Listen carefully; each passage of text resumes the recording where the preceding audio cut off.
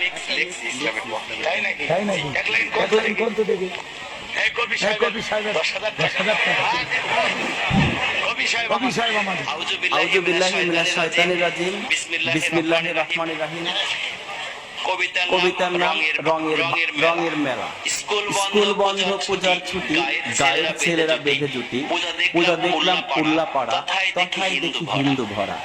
দেখলাম যে মাটির মানব, মানব তো নয় দেখতে দানব। 10 হাত তার 2 পা, হিন্দুরা তাকে বলেন। 10 হাতে 10 অস্ত্র ধরে বসে আছে সিংহের পরে। সে বলিতে পারে না কথা, সবাই পায়ে নোয়ায় মাথা। গলায় দিয়া ফুলের মালা, খাওয়ায় তাকে দুধ কলা। ভক্তি শ্রদ্ধা করে মান, বাক শক্তি নাই কোথায়। টান নেই তবে কেমনে মরে, নিয়ে যায় তাকে নদীর তীরে। তীর হতে তুলে মধ্য জলে, লাথি মেরে দিয়েছে ফেলে। এখানেই মোর মনের কথা, মাকে কেন দিলে ব্যথা। করছো কেন রঙের মেলা, এগুলো তো ভাঙাচোরা খেলা। এই খেলাতে নেই তো লাভ, এই খেলাতে শুধুই পাপ।